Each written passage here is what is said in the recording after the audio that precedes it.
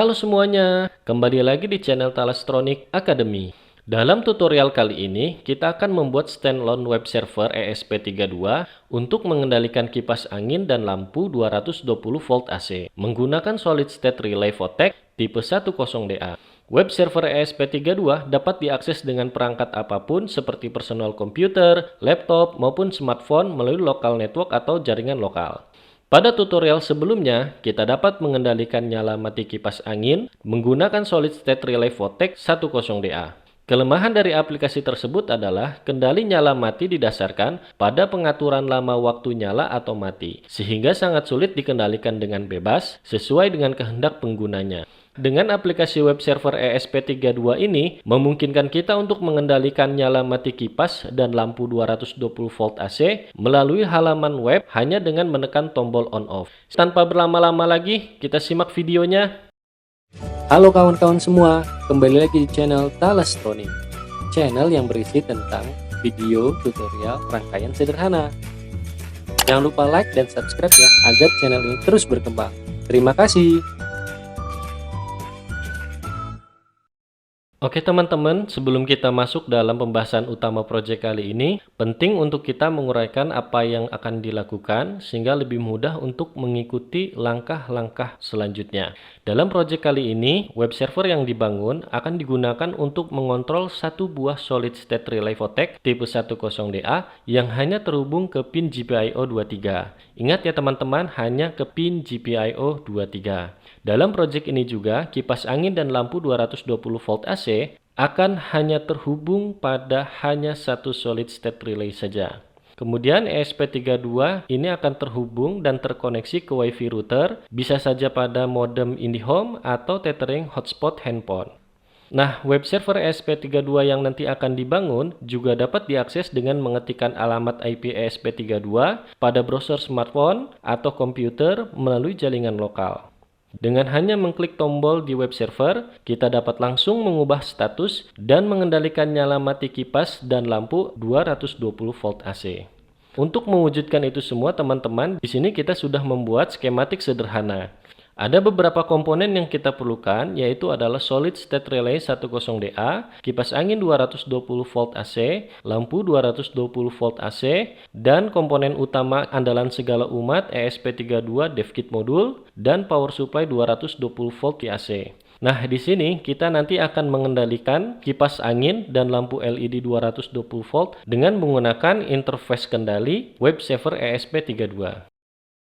Baik, selanjutnya kita akan membahas tentang program untuk kendali kipas angin dan lampu LED 220 volt. Nah, di sini programnya cukup sederhana ya. Secara umum programnya dibagi dua, yaitu adalah program yang kontrol GPIO dan program untuk membangun web servernya. Nah, di sini kita akan memasukkan library WiFi. Kemudian kita di sini akan ada konfigurasi di mana nanti teman-teman bisa menggantikan ya SSID ini menggunakan SSID dari router yang teman-teman miliki. Bisa menggunakan tethering dari smartphone begitu ya, atau kalau teman-teman di rumahnya ada router WiFi dari IndiHome atau dari merek yang lainnya juga bisa digunakan. Kemudian juga masukkan passwordnya ya, sehingga ESP32-nya begitu up ya, begitu nyala nanti dia bisa lakukan scanning. Apabila SSID-nya ketemu begitu ya, cocok dan passwordnya nanti juga betul, nanti ESP32-nya bisa terkoneksi dengan router ya.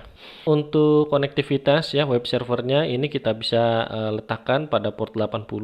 Kemudian di sini ada string header, ini adalah variabel bantu ya sebetulnya untuk menyimpan permintaan dari HTTP. Kemudian di sini ada semacam inisialisasi. Fanlame ini adalah variabel yang saya gunakan sebagai pin GPIO di mana nanti si SSR-nya itu akan terkoneksi. Nanti relaynya akan dikontrol menggunakan pin 23 ini menjadi open atau closed loop.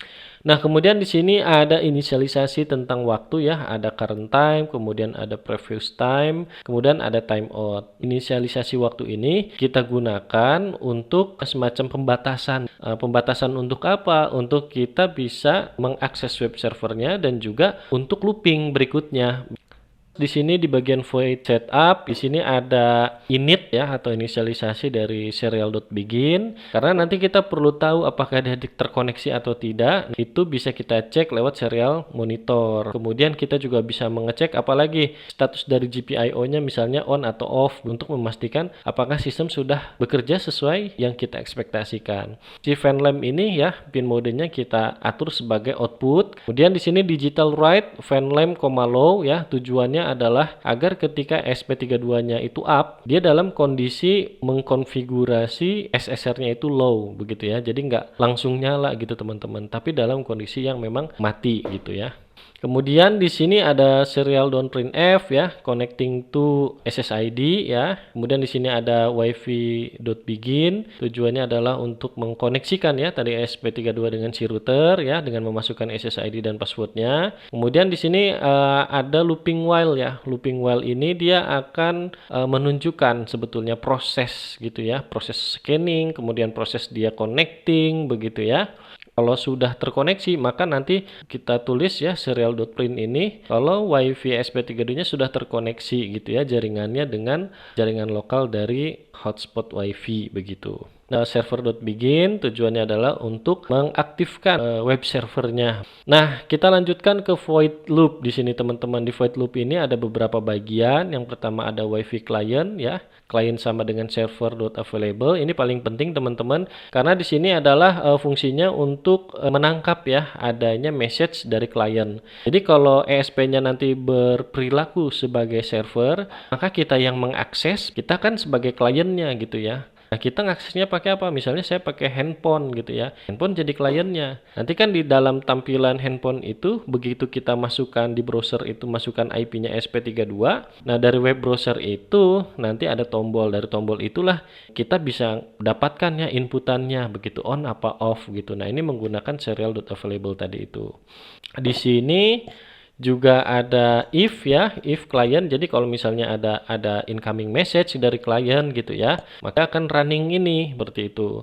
Nah, kenapa harus ada current time sama previous time? Ini sebetulnya supaya ketika kliennya terhubung, ini ada proses up server dan lain sebagainya itu yang dimana itu harus dibatasi dengan timeout. Dalam hal ini kita sudah set selama 2 detik. Nah, di dalam while ini sebetulnya ada pengecekan. Jadi incoming message-nya itu apa? Ini diidentifikasinya di sini ya. Jadi ketika ada client.available, kemudian message-nya apa sih? Nah, message-nya dibaca dengan menggunakan client.read begitu ya. Kemudian kita tampilkan ya di serial monitor supaya kita tahu message yang dikirimkan oleh klien itu apa begitu ya. On apakah off.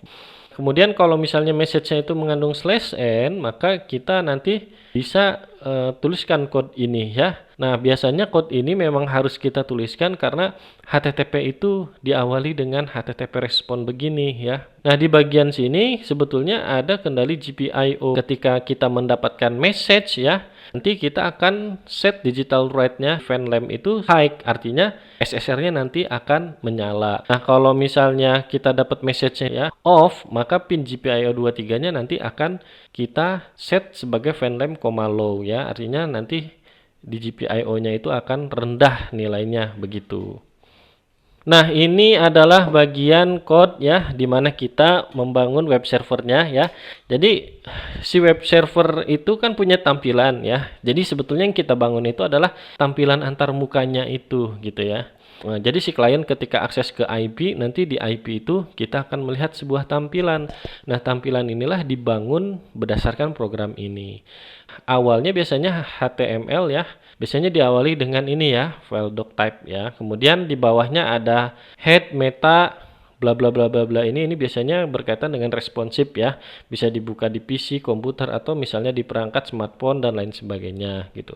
Nah, di bagian yang ini adalah CSS-nya ya untuk styling saja. Jadi misalnya tombolnya, warnanya, bentuknya dan sebagainya ini diatur di sini. Kemudian di bagian ini ada heading-nya ya. Jadi heading itu adalah seperti ini teman-teman. Heading itu adalah ini ya. SP32 web server. Nah, ini heading. Kemudian di sini ada state lamp ya. Di sini menampilkan button ini begitu ya. Nanti statusnya dan lain sebagainya.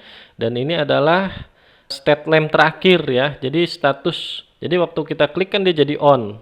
On, tapi sebelumnya tuh apa? Sebelumnya itu misalnya state-nya off gitu ya. Kemudian pas lagi kita klik off ke on dan lain sebagainya. Jadi waktu kita klik on off itu state dari fan lamp-nya itu kita ingat gitu ya, untuk membedakan kondisinya sedang on apa sedang off ya. Kita tekan jadi on. Kalau sebelumnya on kita tekan berarti selanjutnya adalah off begitu. Dan ini adalah bagian akhir dari program ini. Yang pertama, header untuk menampung message-nya itu kita clear gitu ya. Dan pada bagian akhir dari penampilan web server itu, maka kliennya kita stop gitu ya. Artinya kliennya kita disconnecting gitu ya. Nanti kalau misalnya kita klik lagi, message-nya dapat, masuk lagi. Seperti itu nanti proses yang selanjutnya ya. Oke, kalau begitu kita langsung saja run dan tes ya, supaya mendapatkan gambaran yang lebih jelas. Oke, ciao. Oke, teman-teman, ESP32-nya kita koneksikan dulu dengan komputer ya. Di komputer sini kita nanti bisa tahu ada WiFi-nya di sini yang sudah terkoneksi ya. WiFi connected. Kemudian IP address-nya itu. Nah, IP address ini penting ya. Nanti kita akan gunakan untuk akses dia.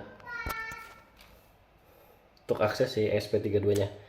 Kita cabut ya, kemudian kita pasangkan ke sini. Ini menggunakan colokan.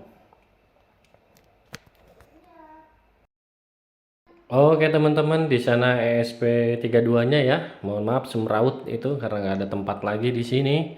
ESP32-nya nanti kontrol lampu sama kipas ya. Lampunya ada di bagian bawah situ sesuai dengan skema yang kita sudah sampaikan tadi. Sekarang kita akan akses ya. Aksesnya di IP 192 yang tadi sudah kita cek ya. Oke. Nah, ini si komputer mesti connect sama router ya. Dimana si ESP32 juga connect sama router itu. Nah, ini kondisinya masih off ya. Ini state fan sama lamp-nya off. Jadi kalau kita mau on kan kita harus klik ini. Klik on ya. Mari kita lihat sama-sama.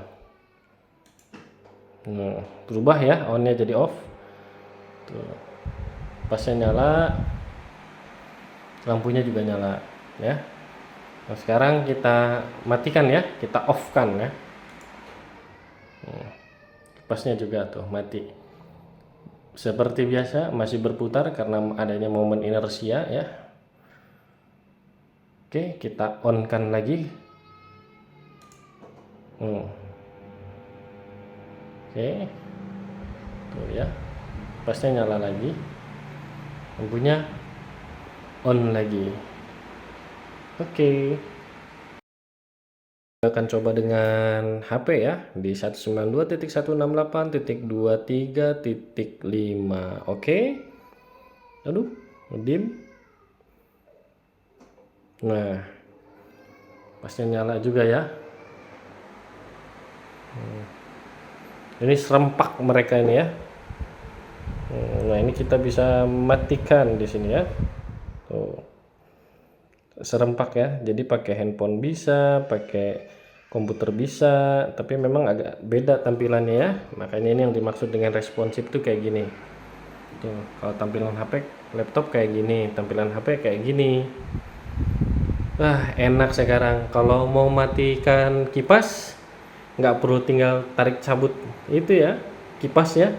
Tinggal kita matikan lewat web server. Terima kasih. Kalau suka silahkan like dan subscribe dan share bila bermanfaat. Sampai ketemu di video tutorial berikutnya. Terima kasih.